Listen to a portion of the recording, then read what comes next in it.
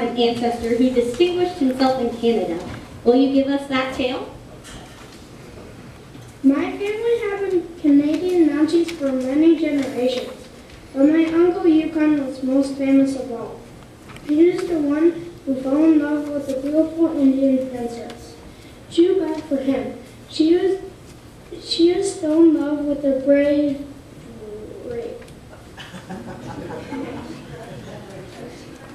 She cried every night because he was killed in a battle. Uncle Yukon finally gave up courting her and wrote the song Rabbit.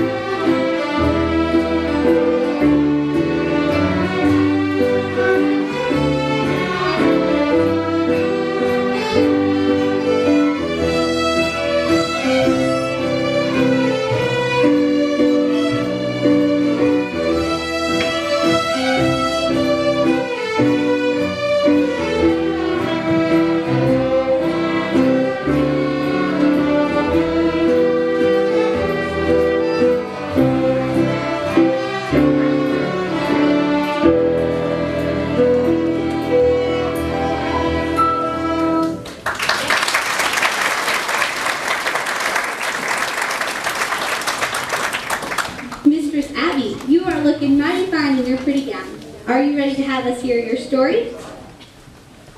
I've grown up listening to mandolin music. It's my grandmother's favorite. She grew up listening to her brother play it. He took lessons from Butch Bodasari, a famous mandolinist. When he wrote this waltz, he taught it to my great-uncle. Soon it became my grandmother's favorite waltz.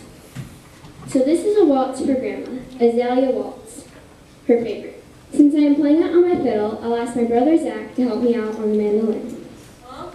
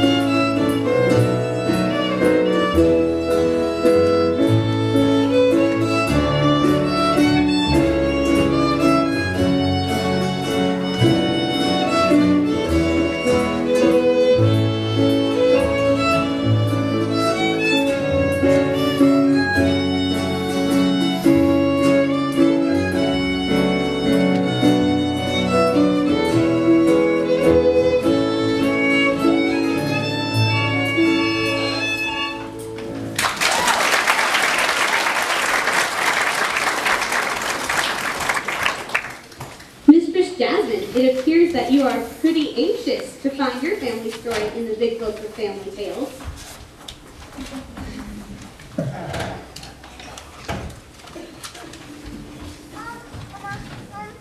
The main character in my story is my great aunt Flo. She was a waitress during the Vietnam War. She told her story to Bruce Robertson, one of the customers at her diner. Not realizing he was a musician and songwriter, he then wrote this song and recorded it for my great aunt Flo. Later, Dixie Chicks made it a single hit in 2002. Here's Traveling Soldier.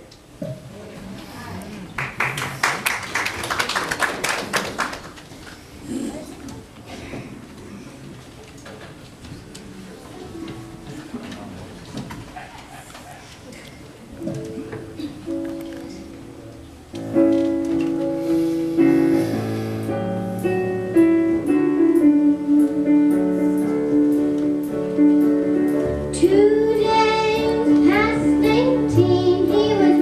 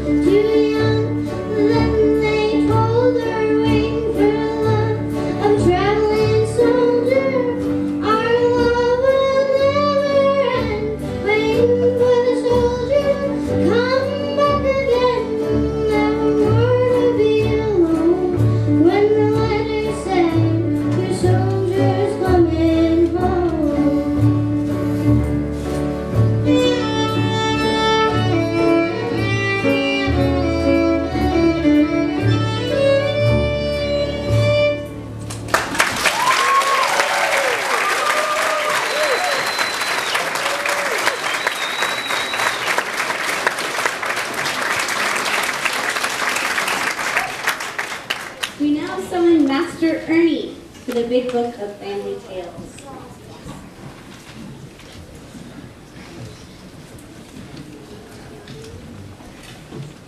Right there, okay, good. I should read. My ancestor was Joseph Asher. He was a composer of renown, living and playing in London and Paris for most of his life. Did you know that? No, you didn't. Sorry there. Okay, it was said that he was a genius, but sadly, he lost half his brains when he was done in by a lass who ran off with his best friend Pietro. Sad.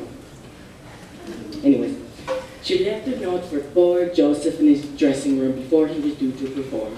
Upon reading her note, he dashed out into the street, calling for her name, who by then had left the city behind. Yeah. In the wake of her departure, he decided to write Soucci Gallop. Now that's the real deal, let me tell ya. I don't have that right now. But I think I do have time for Sandy's version. Okay, it's really good, you'll like it.